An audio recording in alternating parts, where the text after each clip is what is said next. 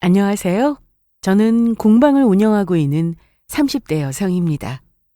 최근 전시회 준비한다고 정신없이 바쁘다가 성황리에 잘 마치고 조금은 여유를 되찾고 보니 최근 제게 일어났던 일련의 사건들이 불쑥불쑥 다시금 제 머릿속에 떠오르곤 하네요. 그동안은 속이 시끄러워서 일부러 잊으려고 하던 일이었는데 일 때문에 바쁘다 보니 자연스레 잊고 있다가 다시금 생각이 나 오늘은 여러분들께 모두 들려드리고 시원하게 털어내고자 이곳에 사연을 보내게 되었습니다. 저희 나이대가 딱 결혼 정년기를 맞이했다 보니 주변에 좋은 사람 소개시켜주겠다고 물어보시는 분들이 적지 않아요. 제 경우에도 마찬가지였고요. 특히나 제 경우에는 공방을 운영하고 있기 때문에 저희 공방 작품들 관련해서 따로 인터넷에 SNS 계정도 마련하고 있거든요. 작품을 비롯해서 저희 공방 찾아주셔서 공예 배우시는 분들과 수업도 진행하고 있기 때문에 자연스럽게 제 얼굴도 인터넷상에 오르곤 합니다. 그래서인지 인터넷에 사진만 보시고 제게 호감을 표시하며 공방을 찾거나 저와 연결해달라고 지인들에게 부탁을 하는 경우도 종종 있어 왔어요. 그러다 작년 이맘때쯤 웬 남성분 한 분이 저희 공방 공예 수업 수강 신청을 하셔서 오시게 됐습니다. 솔직히 말하자면 공방 분위기에 그렇게 맞는 이미지의 분은 아니었어요. 덩치도 거의 190cm 가까울 정도로 우람하니 큰 분이셨고 누가 봐도 섬세한 손길이 요구되는 공예 작품보다는 야외 활동이나 스포츠류가 어울려 보이는 다부진 인상의 남자분이셨거든요. 뭐 그것도 다 편견이고 공예를 사랑하고 공방까지 운영하고 있는 제 입장에서는 한 분이라도 더 공예에 관심을 가져주시고 저희 공방 찾아주시면 기쁜 일이니 공예하기에는 조금 특이해 보이시는 분이 찾아주셨구나. 그렇게 그 정도로만 생각을 했습니다. 그분이 제게 호감을 표시하기 시작한 건 그로부터 얼마 되지 않았을 때고요. 알고 보니 저희 공방 홈페이지를 보고 제가 마음에 들어서 고민을 하던 차에 저희 공방 수업을 통해 저를 직접 보러 오신 거였습니다. 솔직히 당혹스러웠어요. 지금껏 온라인상이나 지인을 통해 관심을 표한 경우는 많았지만 이렇게 진득하니 제 수업 들으면서 관심 표한 경우는 처음이었거든요. 당연히 경계심이 들 수밖에 없었어요. 그렇게 순식간에 경계의 눈초리를 보내는 저를 보고 다급하게 명함을 내미는 남자였어요. 저 정말로 이상한 사람 아닙니다. 자기 이상한 사람 아니라고 하는 사람 치고 이상한 사람 아닌 사람이 없다지만 정말로 저 그런 사람 아니에요. 허둥지둥하면서 그 사람이 내민 명함을 들여다봤더니 부동산 관련 회사의 임원 직함이 찍혀 있더라고요. 솔직히 좀 놀랐어요. 상대방도 저랑 나이 차이가 크게 나 보이지 않아서 끼케야 30대 중반 정도 되었을 텐데 그런 거 치고는 생각보다 직급이 높았으니까요. 이래저래 경계할 만한 상황들이 겹쳐서 쉽게 경계심을 풀기 어려웠습니다. 그 사람도 그런 제 태도가 납득이 가지 않은 건 아니었던 건지 그저 쩔쩔매면서 이렇게만 말하더군요. 다른 더 좋은 기회가 있어서 자연스럽게 뵐 수 있었으면 좋았을 텐데 제가 너무 마음이 앞서서 선생님을 당혹스럽게 한 것 같네요. 하지만 그렇다고 해서 절대로 가벼운 마음으로 장난치는 기분으로 찾아온 건 아니었습니다. 당장은 이렇게 말씀드려도 의심스럽게만 하실 테니까 앞으로는 제가 행동으로 저라는 사람한테 믿음을 가질 수 있도록 더 노력하겠습니다. 아무래도 덩치 큰 남자이다 보니 제가 더 경계를 하게 된 부분이 있었는데 그래도 그렇게 말하는 정중하게 말하는 모습이 제법 깍듯해 보였습니다. 공방 수업 운영하는 입장에서 제게 호감을 가지고 수업 들어왔다는 이유만으로 그만 나와달라고 하기도 그렇고 내가 별다른 대응하지 않으면 저 사람도 곧 흥미를 잃고 그만두겠지 싶어서 우회적으로 거절했듯만 전하고 그날은 그렇게 마무리를 지었습니다. 그러고 나서 그 사람이 딱히 제게 만나달라느니 곤란하게 굴거나 하지는 않았어요. 그러고 얼마 되지 않아 수업에 나오지 않을 줄 알았는데 그 이후로도 몇 달이나 꾸준히 수업에 들어오기에 솔직히 사람이 조금 다시 보이기는 했습니다. 자기가 마음에 들었다고 제 대답을 재촉했다면 거부감이 들었을 텐데 제게 조심스럽게 다가오는 티가 나서 저도 모르게 호감이 가기 시작했습니다. 그렇게 자연스레 만나기 시작한 지 반년쯤 되었을 때부터 결혼 이야기가 나오게 되었어요. 처음에 뭐 하는 사람인지 경계했던 것과는 다르게 그 사람은 나름대로 건실하게 자기 인생 살아온 사람이었습니다. 일찍 부동산 업계에 뛰어들어 인맥 쌓고 투자 정보를 남들보다 발빠르게 확보할 수 있었던 덕에 재산도 꽤 모을 수 있었고 그 인맥을 바탕으로 스카우트 받아 지금의 회사까지 입사하게 되었다고 하였습니다. 저희 결혼 이야기가 나오고 나서는 배우자 될 사람한테는 재산 내역을 투명하게 공개하고 시작해야 한다면서 자기 명의로 된 부동산 대장까지 보여주었습니다. 그거 보고 제가 처음에 얼마나 놀랐던지 몰라요. 그 사람 명의로 그 사람 당시 살고 있던 집 외에 건물 한 채가 더 딸려 있었는데 누가 봐도 강남 한복판 노른자 위에 위치한 건물이었습니다. 못해도 수십억은 너끈히 할 것이 분명해 보였어요. 정인 씨 생각하는 것처럼 수십 층 되는 그런 대단한 대형 빌딩까지는 아니고 5층짜리 상가 건물인데 운 좋게도 매입 시기가 좋아서 이득을 좀 봤어.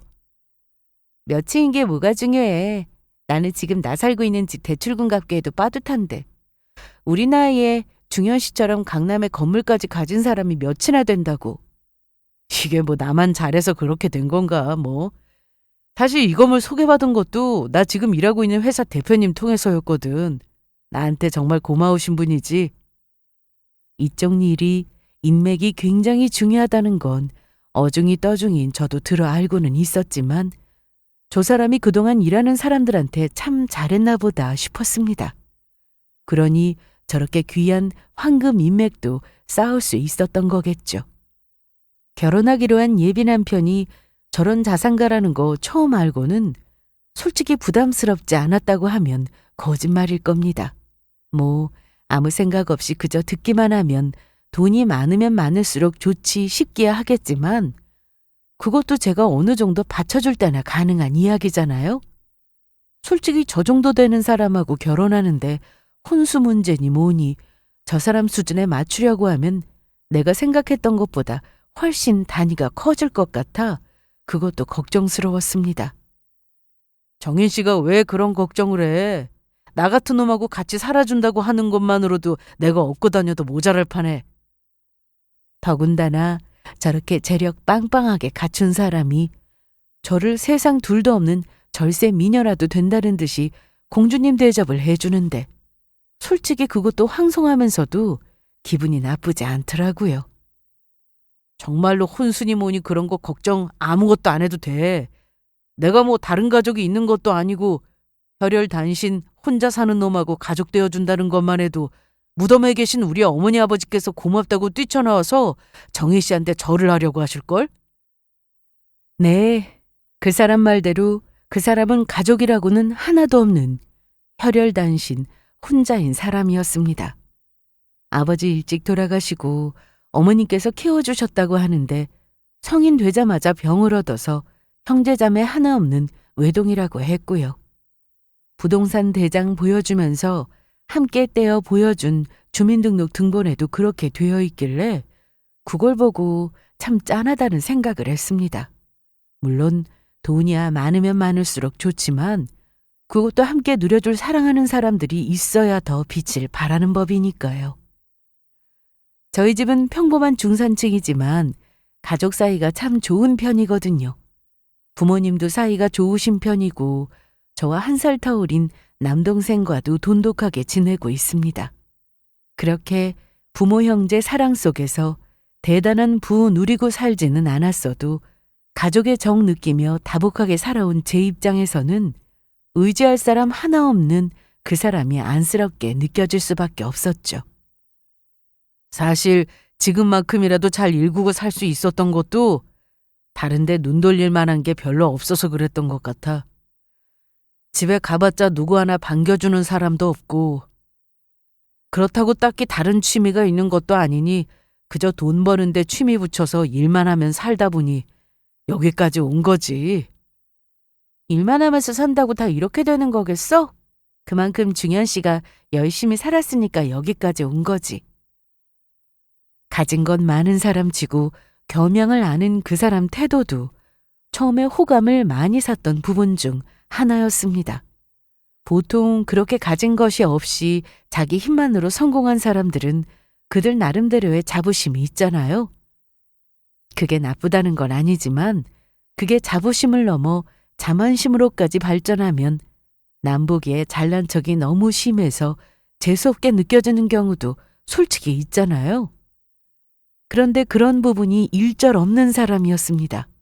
부모도 일찍 여의고 그동안 외롭게 지내왔는데도 어쩜 저렇게 사람이 모난 부분 없이 반듯하게 잘 자라왔을까 대견스럽게 느껴질 지경이었어요. 만난 지 6개월밖에 되지 않았을 때 결혼을 결심했던 것도 한결같이 뚝심 있었던 저 사람 모습과 자만하지 않은 성숙한 태도가 한몫했습니다. 저희 부모님께서도 그 사람을 마음에 들어 하셨고요. 보통 사람보다 머리 하나는 큰 그 사람 위압적인 덩치에 처음에 당황하신 것 같기는 했지만 부동산 영업일에 잔뼈가 굵다는 사람답게 변죽 좋게 저희 부모님께 살갑게 다가오는 그 사람 모습에 저희 부모님도 금방 마음을 여셨습니다. 아직 결혼도 안 했는데 우리 김서방 하면서 사회 대접을 해주기 시작한 부모님이셨어요. 본격적인 결혼 준비 들어가게 되면서 제 친구들과 지인들에게도 예비 남편을 소개시켜주게 되었습니다. 반응은 열광적이었어요. 우와, 35밖에 안 됐는데 강남에 건물까지 있다고? 우리 정인이 땡 잡았다, 땡 잡았어. 잠깐 그 사람 화장실 가는 동안 친구들 반응이 폭발적이었습니다. 대부분은 평범한 제가 재력가인 예비 남편 만나 결혼하게 되었다는 것에 흥분하면서도 축하해주는 분위기였어요. 거기다가 예비 남편은 누가 봐도 한눈에 시선이 집중되는 사람이었습니다. 대단한 미남은 아니었을지 몰라도 남들 시선이 갈 수밖에 없는 커다란 키에 항상 말쑥하게 맞춤 정장을 갖춰 입고 다니는 사람이었습니다. 거기다 누굴 만나도 항상 태도가 당당했어요. 원래 사람이 차림새나 태도만 당당해도 첫인상에 반은 먹고 들어가는 법 아니겠어요? 그게 친구들에게도 통했던 모양입니다. 제 나름대로는 기분이 좋았죠. 그래도 예비 남편 처음 소개하는 자리인데 친구들 반응 떨떠름하면 그것만큼 찜찜한 기분이 드는 게 또 어디 있겠어요? 그런데 농담처럼 절더러 좋은 남자 만났다며 땡 잡았다는 소리도 하고 어찌되었든 저 시집 잘 간다고 신이 난 친구들을 보니 저 역시 기분이 들뜨는 것만 같았습니다. 물론 모든 사람들이 다 이렇게 기분 좋은 반응만 해주는 건 아니었어요. 저희 집 친척 중에 고모 한 분이 유독 성격이 깍쟁이 같은 분이 계시는데 제가 재력가 예비 남편과 결혼하게 되었다는 소식에 아니나 다를까 모난 말을 하셨습니다. 난 남자가 너무 커도 무섭더라. 저 소뚜껑만한 손바닥에 뺨이라도 한 대 맞아봐. 얘 버틸 수나 있겠어? 고모, 무슨 그런 소리를 하고 그래요. 고모 말에 기겁을 한 저희 엄마가 타박을 하자 주둥이가 대빨라와서는 심술을 피우는 철딱선이었는 양반이었습니다. 그냥 한 귀로 듣고 한 귀로 흘려. 촌양반 딸 둘 다 혼전 임신해서 울며 겨자 먹기로 결혼시켰다는데 한 명은 남편이 도박 중독이라 이혼하고 한 놈은 바람나서 딴 살림 차렸다고 하더라. 제 자식들 다 그렇게 결혼하고 팔자가 사나워졌는데 너만 좋은데 시집 간다고 하니 그 심술 맞은 성미에 배알이 꼬여 더 저러는 거야. 다들 근심 걱정 없이 행복하게 잘 살 수 있다면 좋겠지만 어디 인생이라는 게 그렇겠습니까? 행복한 사람들이 있으면 불행한 사람도 있는 거겠죠. 그리고 그런 사람들일수록 남의 행복에는 더 배아파하는 법일 테니 저 역시 기분 좋은 소리는 아닐지라도 괜히 긁어부스럼 만들 일이 있겠나 하며 좋게 넘기려고 노력했습니다. 그 외에도 건너 아는 사람들 중에는 딱히 부잣집 딸도 대단한 미인도 아닌 제가 돈 많은 남자한테 시집 간다고 질투 어린 시선을 보내는 경우도 없지는 않았거든요. 뭐 사람 마음이야 다 제각각이니까. 내가 잘 사는 게 저 사람들 입장에서는 배 아픈가 보다 그 정도로만 생각하고 경사 앞두고 괜히 그런 중요하지도 않은 사람들 말 때문에 기분 상하지 말자고 생각했어요. 무엇보다 저를 소중하게 생각하는 사람들은 제가 넉넉한 사람한테 시집 가는 것 좋은 일이라고 생각해 주니 그걸 더 감사하게 여기자 그렇게 마음먹었죠. 제 친구 중에 하나 역시 제 예비 남편 이야기 듣고 표정이 좀 셀쭉해졌습니다. 그 친구는 초등학교 저학년 아주 어린 시절부터 알고 지내온 친구였어요. 솔직히 사교성이 그렇게 뛰어난 친구는 아니었습니다. 이주희, 제 반평생을 함께했던 절친한 친구의 이름이었습니다. 사실 그 친구와 친해진 계기가 그리 즐거운 일은 아니었어요. 저 초등학교 저학년 때 살던 이웃집에 그 친구가 살고 있었는데 그 친구가 가정환경이 좋은 편은 아니었거든요. 그의 아버지가 동네에서 소문이 날 정도로 유명한 알코올 중독자였습니다. 저희 알고 지내기 시작한 그 시점에 이미 주희 어머니는 안 계셨어요. 주변 어르신들 쉬쉬하며 하시는 말씀으로는 몇 년 전까지는 어머니도 함께 살았던 것 같은데 술만 마시면 주희 어머니한테 손찌검을 해대서 몇 년 전에 자식도 떼어놓고 야반도주를 하신 것 같더라고요. 그러고 나서 그 안에서 거의 방치되다시피 하며 자랐던 게 바로 그 친구였어요. 술에 취해 아내에게 향하던 폭력은 아내가 자식과 남편을 버리고 나간 이후부터는 제 딸에게 향하기 시작했습니다. 워낙 개차반이어서 술 마시면 동네 어르신들도 다 피하기 바빴으니 주위 입장에서는 누구 하나 의지할 데 없이 고립된 막막한 상황이었을 겁니다. 아이고 또 시작이네. 그렇게 제 마누라를 못 잡아먹어서 취업해두니 이제는 콩할 만한 제 새끼까지 건드려?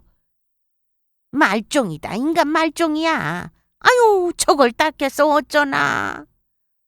그렇다고 저걸 말렸다가는 무슨 앙심을 품고 보복할지 모르는데 저번에 뒷집 어르신이 한 소리 했다고 그 집 참 유리창이며 백미러며 죄다 박살낸 거 못 봤어? 그걸 보고 그 집 애가 너무 놀라서 경께서 응급실까지 실려갔다던데. 아이고 새끼만 딱하다. 새끼만 딱해. 동네 사람들이 그 애를 도와주고 싶어도 그런 식으로 그의 아버지한테 보복을 당하기 일쑤이니 점점 더 그 친구가 고립될 수밖에 없었죠. 그런 그 친구를 보듬어 준 것이 바로 저희 부모님이셨습니다. 우리 정인이랑 동갑이라던데 저 조그만 게 무슨 죄가 있다고. 술 취해서 악을 쓰는 그의 아버지 몰래 저희 집에 숨겨주기 시작한 것이 도움의 시작이었어요. 그걸 알았다가는 저 개차반인 양반이 우리 집에 무슨 짓을 할지 모르니 시침이 뚝 떼고 위험하겠다 싶으면 슬쩍 저희 집의 주위를 숨겨주기 시작한 거죠. 그게 몇 번 반복되자 주위가 먼저 낌새가 심상치 않다 싶으면 저희 집으로 도망을 오곤 했습니다. 그렇게 그이와 친구가 되었어요. 집에서 대놓고 학대를 하는데 그의 교육 문제며 학교를 어떻게 다니는지 그런데 아버지란 인간이 관심이나 있었겠습니까? 당연히 꾀재재한 차림에 숙제라곤 제대로 해가는 법이 없고 그런데다 어릴 적부터 폭력에 노출되어서 그런지 말하는 것도 그렇고 행동하는 것도 그렇고 또래 어린 아이들보다 거칠게 짝이 없는 아이였어요. 당연히 귀하게 자란 다른 아이들 보기에는 불량해 보일 수밖에 없었을 겁니다. 학교에서도 그 애는 이미 왕따가 아닌 왕따 취급을 당하고 있었습니다. 그런 그 애를 학교에서 상대해주는 유일한 친구가 저라고 봐도 무방했을 거예요. 저는 성격이 수더분한 편이라서 사교성이 그렇게 뛰어나지는 않아도 딱히 잘 지내지 못하는 친구가 있는 건 아니었거든요. 그런 제 곁에 언젠가부터 딱 붙어 있는 주희를 보고 주변 친구들이 그다지 좋아하지 않더라고요. 일단 저의 부모가 어떤 사람인지 친구들도 들은 바가 없지 않을 테니 꺼려지기도 했겠죠. 하지만 그럴수록 제 곁에 더 악착같이 붙어있는 친구였습니다. 솔직히 어릴 때는 철없는 마음에 주희 때문에 다른 친구들이 제 곁에 가까이 오지 않으려고 하면 그게 속이 상하기도 했어요. 하지만 매일같이 술 취한 제 아버지에게 두들겨 맞고 어떻게든 살겠다고 멍투성이로 우리 집에 도망오던 주희 모습을 생각하면 그 애를 쉽게 저버릴 수가 없었습니다. 내가 주희 같은 상황에 놓여 있었다면 주희처럼 버틸 수 있었을까 생각하면 나라도 주희한테 힘이 되어주고 싶은 마음이 들었어요. 그러니까 저희 관계가 이토록 오래 지속될 수 있었던 건 제게 그에 대한 연민의 감정이 없었다고 하면 거짓말일 겁니다. 주희 또한 다른 애들에게는 그렇게 공격적이고 쉽게 욕설을 내뱉으면서도 저한테는 한 번도 그런 적이 없었어요. 아마 저한테까지 그렇게 날석에 굴었으면 제가 아무리 주희를 딱하게 생각했다 한들 그렇게 오랫동안 친구로 지낼 수는 없었겠죠. 아이들한테는 가시돋치게 굴어 주변에 친구가 없음에도 불구하고 저 듣는 데서만 자기 주변에는 아무도 다가오는 사람 없다며 울고불고 매달리기도 여러 번이었습니다. 정인아, 너까지 나 모른 척하면 안 돼? 나한테 친구는 너 하나밖에 없는데 너까지 없으면 나 정말 학교 안 가고 자퇴해버릴 거야. 그런 소리를 왜 해? 내가 왜 그러겠어. 그러니까 그런 식으로 말하지 마. 어? 동갑내기 친구이기는 했지만 주희를 보면 어린 동생을 타이르는 것 같은 기분을 느낄 때가 많았습니다. 주희 입장에서는 오죽이나 매달릴 데가 없으면 동갑인 저한테 저렇게 외롭다며 매달릴까 싶어 안쓰러운 마음이 자꾸만 들 수밖에 없었죠. 솔직히 주희가 곁에 둘 친구로 모범적이라고 하기는 어려웠습니다.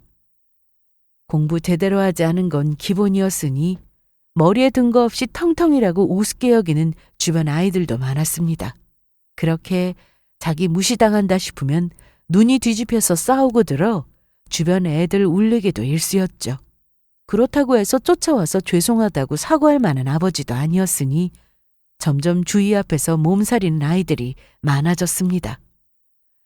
그래도 커가면서 주희에게 그나마 가깝게 지내는 다른 아이들이 생기기 시작했는데 오히려 저는 그게 더 걱정스러웠어요.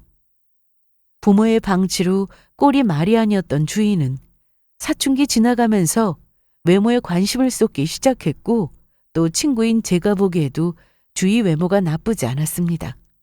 학교에서 못된 짓 하고 다니는 일진들이야 그렇게 보호받을 데 없고 얼굴 반반한 애들 쉽게 끌어들이니 중학교 이후부터는 그런 식으로 안 좋은 친구들과 어울리기 시작한 거였죠. 그래서 그 이후로는 예전처럼 제게만 껌딱지같이 붙어있지는 않았지만 그 와중에도 친구인 일진들과 사이가 벌어지고 싸우면 온몸이 멍투성이가 돼서 찾아오는 건 결국 저한테였어요. 주희야, 그래도 우리도 이제 진로도 생각해봐야 하는데 그러려면 이제 공부도 하고 해야지. 공부는 무슨, 내가 언제부터 공부를 했다고. 지금 그렇게 뼈 빠지게 공부해봤자 나중에 시집 잘 가는 거 못 이겨. 너도 맨날 책만 들여다보지 말고 뭐라도 좀 찍어 바르고 그래. 참, 그 나이 때 애들이 할 만한 말은 아니었는데. 주희 상황 생각하면 마냥 그의 탓만을 할 수도 없어서 가슴이 갑갑해졌습니다. 주희가 그 어린 나이부터 남자 선배들 여럿 만나고 다니며 크고 작은 소란을 일으킨다는 걸 저도 모르지 않았어요. 다들 한결같이 질 나쁘기로 소문난 이들이었습니다. 저는 친구로서 주희가 걱정되지 않을 수가 없었습니다. 결국 자기 인생은 자기가 꾸려나가야 하는 건데 돈 있는 남자한테 시집가서 인생 펴는 걸 목표로 산다는 건 너무 허황된 소리잖아요. 하지만 그 이후로도 주위가 남자 문제로 세간의 입방아에 오르내리는 일은 끊이지 않았고 그의 소문은 더더욱 나빠질 수밖에 없었습니다. 제 친구들 중에서도 주위 좋아하는 애는 아무도 없었어요. 주변에 분란이 많이 나이다 보니 저를 걱정해서 더 그러는 건 알겠지만 그걸 알면서도 여전히 주위에 대한 안타까운 마음 때문에 그 애를 저버리는 일은 쉽지 않았습니다. 그렇게 그때까지 친구 관계가 끊기지 않고 이어지게 된 거였죠. 저와 결혼할 예비 남편이 강남 노른자 위에 건물까지 소유한 건물주라는 소리를 듣자마자 그의 표정이 굳더라고요. 속으로는 무슨 생각을 하는지는 솔직히 뻔히 다 보였습니다. 학창 시절부터 그렇게 온갖 것 다 내팽개치고 얼굴 반반하게 갈고 닦는 데만 온 신경 다 기울이면서 제대로 된 남자 하나 낚아보겠다고 그 난리를 치고 다녔는데 정작 돈 많은 남자한테 시집가게 된 건 제가 되었으니 속으로 배가 아프겠거니 그런 생각은 했어요. 물론 그 이후로도 주위가 말하는 좋은 남자가 주위 곁에 머물러 주는 일은 없었습니다. 목적이 좋지 않아 더 그런 남자가 꼬였는지는 몰라도 하나같이 그 애를 쉽게 생각하고 대하는 남자들 뿐이었으니 진지하게 결혼 상대로 생각해주는 남자도 그때까지는 없었겠죠. 그런 저를 보며 신세 한탄이 늘어진 그 애였어요. 너는 진짜 복도 많다. 부모님 사이 좋으셔. 남동생은 자기 누나 말이라면 껌뻑 죽질 않나. 이제 남자까지 잘 만나서 시집도 잘 가? 나는 그렇게 쓸만한 놈 하나 건져보려고 해도 하나도 없더니 너는 잘도 돈 있는 놈 만나 낚아서 시집을 가네? 솔직히 이런 말 듣기 좋은 소리는 아니죠. 친구가 결혼한다는데 그것도 자기 학대당할 때 위험을 무릅쓰고 감싸준 집안 친구의 결혼인데 대놓고 이렇게까지 투기하는 모습을 보일 필요가 있나 싶어서 실망스럽지 않았다고 하면 거짓말일 거예요. 하지만 여전히 그에 대한 연민의 감정이 남아있던 저였습니다. 그래서 일부러 예비 남편하고 함께 만난 자리에서 청첩장을 건네주며 비싼 밥도 사주고 기분 풀어주려고 나름대로 노력했어요. 우리 정인이 어릴 적부터 옆에서 지켜봐준 고마운 친구라고 들었습니다. 앞으로 잘 부탁드려요. 듣던 대로 매너도 좋고 센스도 좋으시네요. 제 앞에서 신세 한탄이 늘어지던 것과는 달리 예비 남편과 함께 만난 자리에서는 세상 요조 숙녀가 따로 없는 모습에 다소 어처구니가 없기는 했지만 그래도 예비 남편 만나는 자리에서까지 친구 망신 주지는 않아서 다행이라고만 생각했습니다. 저는 얼마 전에 저한테 하도 그렇게 불평불만이 많길래 예비 남편 만난 자리에서까지 삐딱하게 나올까봐 그게 걱정스러웠거든요. 그렇게 비싼 밥에 평소에 접하기 힘든 고가의 와인까지 대접을 해서 보내니 그 친구 기분도 좀 풀리는 것 같아 보였습니다. 가뜩이나 결혼 준비한다고 신경 쓸 게 한두 가지가 아닌데 그 친구 신경까지 쓰려고 하니 솔직히 버겁다는 생각이 들었는데 근심스러운 부분이 하나라도 줄어들어서 다행이라고 그렇게 생각했습니다. 그러고 나서는 정말 얼마 남지 않은 결혼 준비하느라 눈코 뜰 새 없이 바빴어요. 보통 결혼 3, 4개월 정도 남았다고 하면 남들이 듣기에는 시간적인 여유가 있다 생각할 텐데 그때가 가장 바쁠 시기이거든요.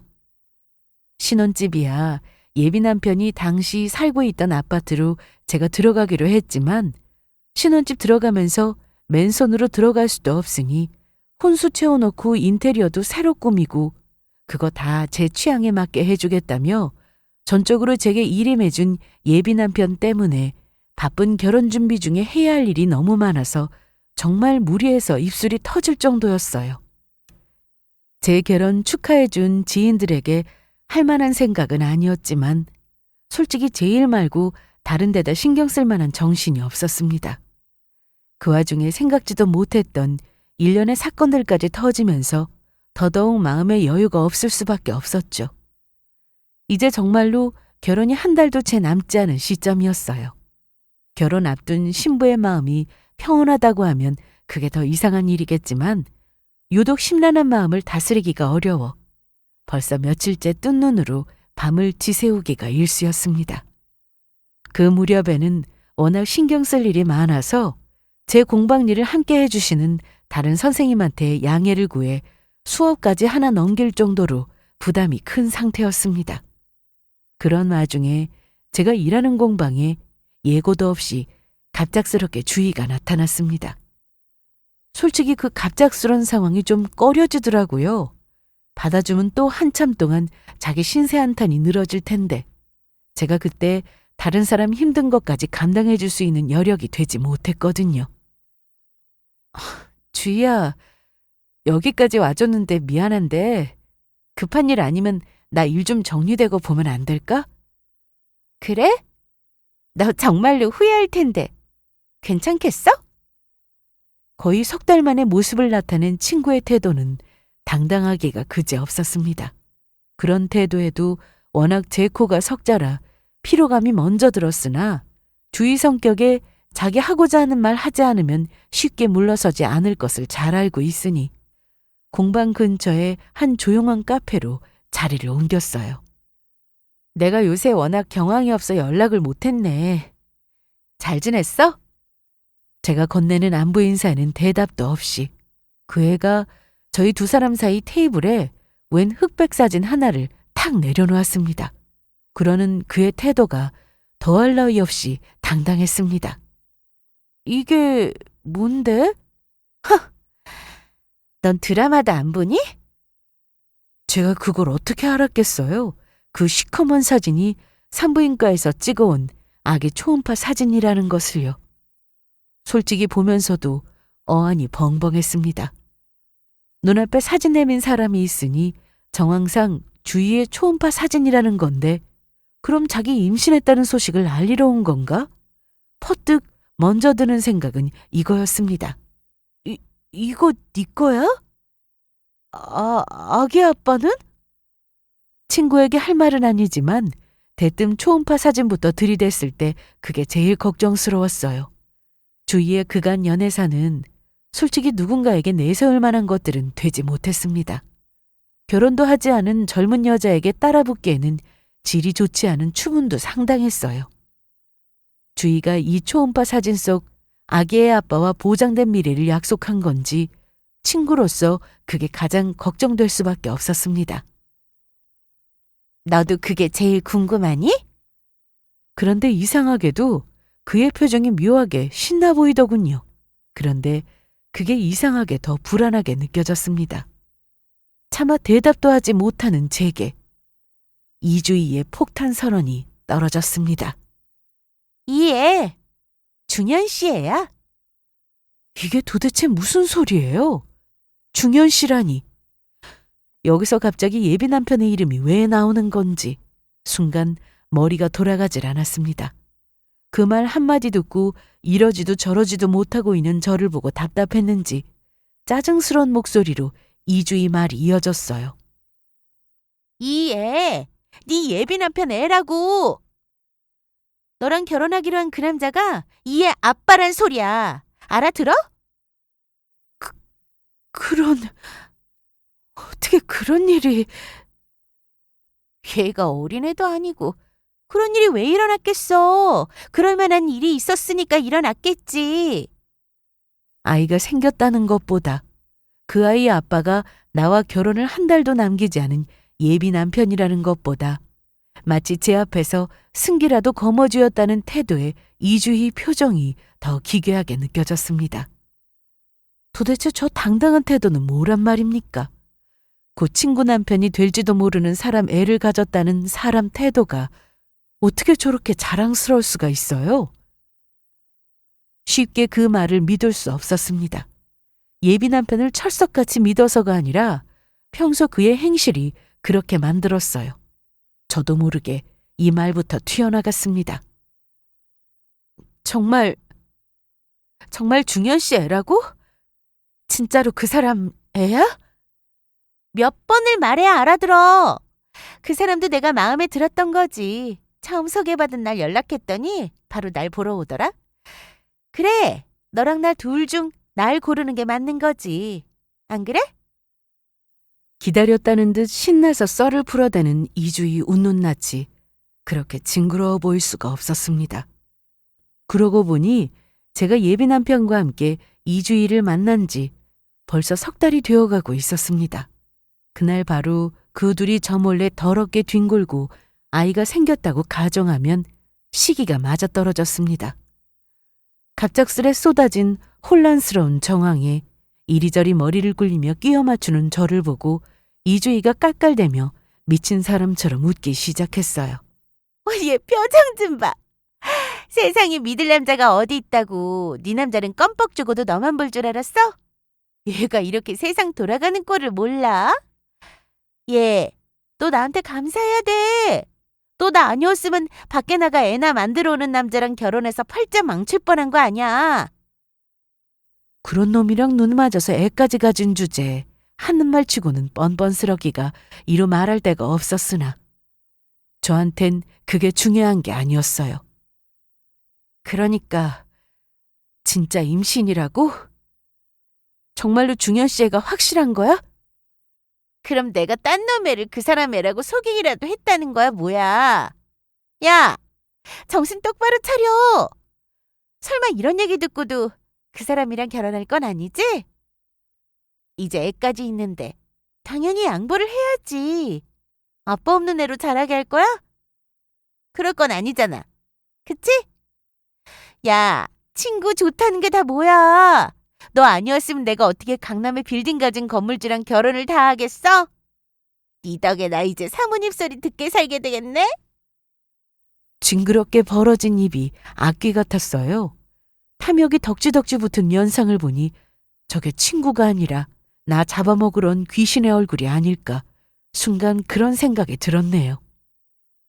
일반적인 상황이라면 당장 눈앞에 저 작건 머리채를 잡아도 모자람이 없을 상황이었습니다. 더군다나 저나 저희 가족들이 이주혜한테 어떻게 했습니까? 어릴 적 진작 맞아 죽을 것 걷어서 먹이고 입히고 가엾게 여겨 보듬어준 은인 중의 은인이었습니다. 저희 부모님 들으시면 개거품을 물고 뒷목 잡고 뒤로 넘어가시고도 남을 일이었습니다.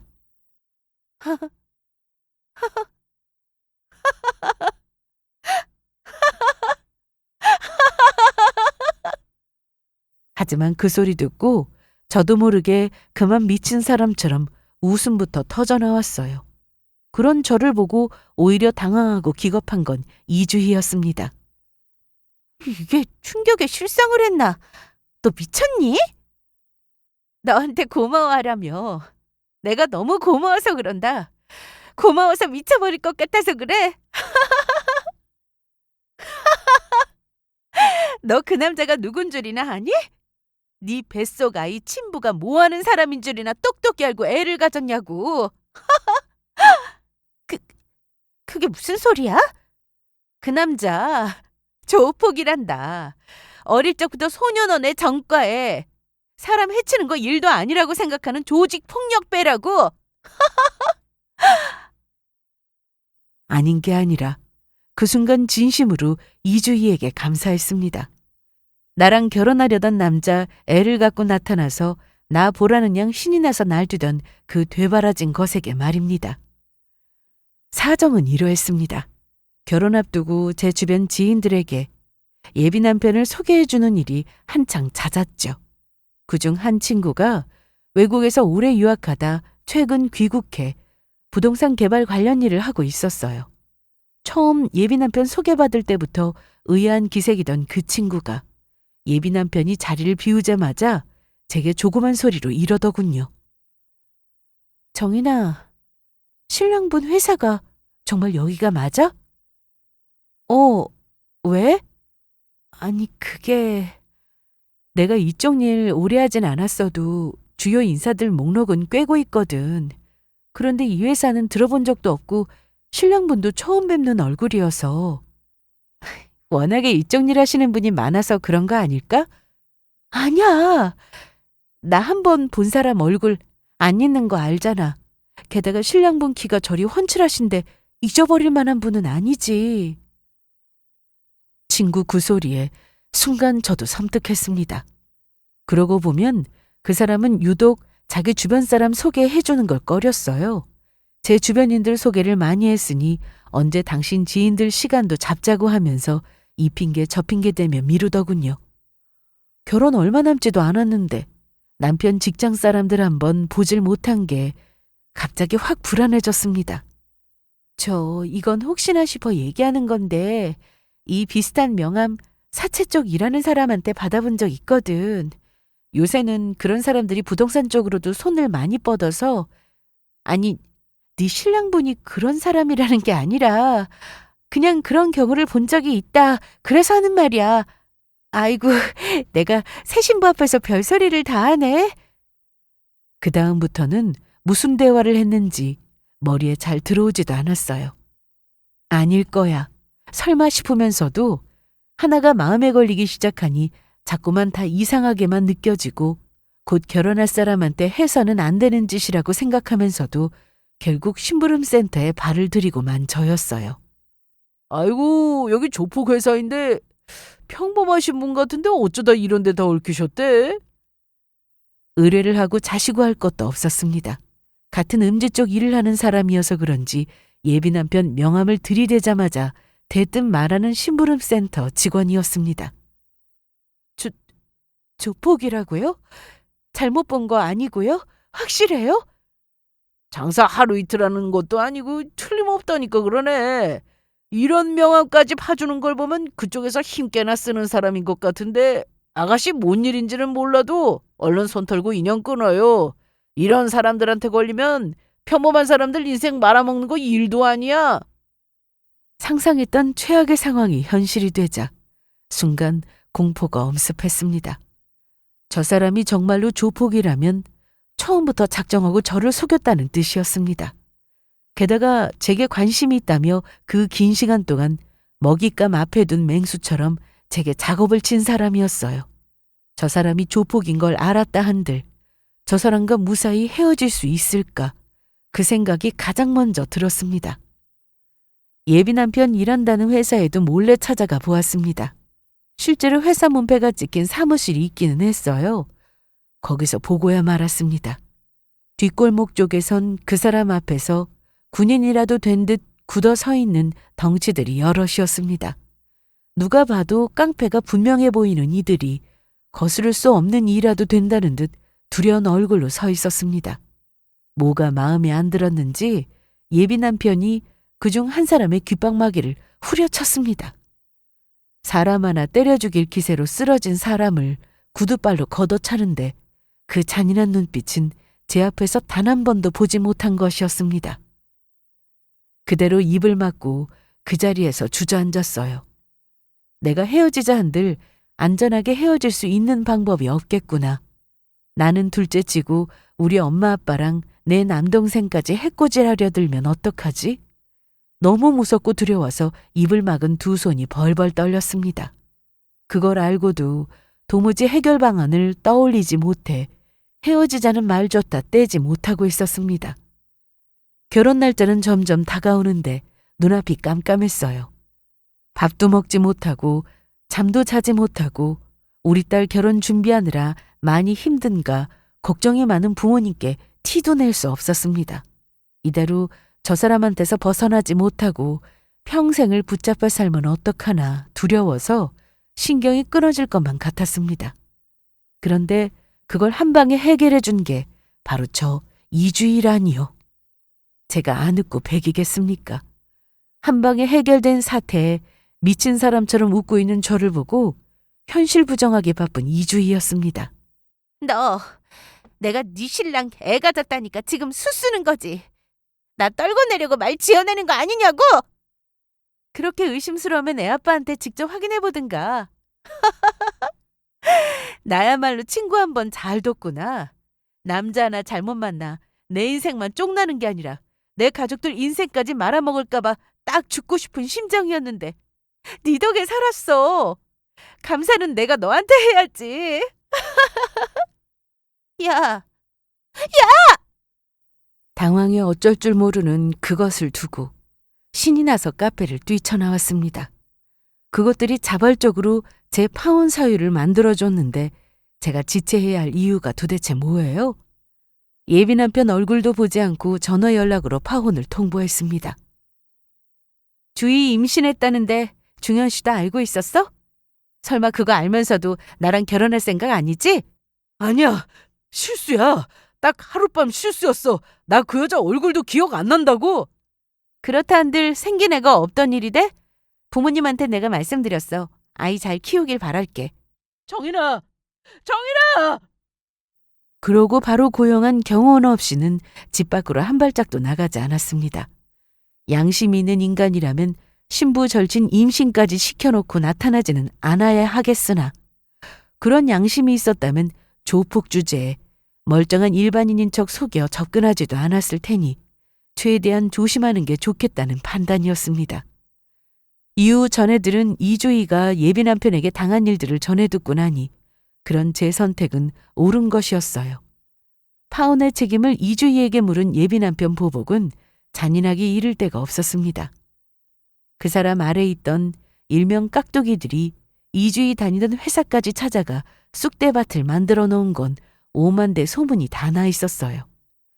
사실 이주희가 그날 제 얘기 듣고도 믿질 않고 패악을 부리길래 심부름센터 직원까지 대동해서 현실 파악을 시켜줬거든요.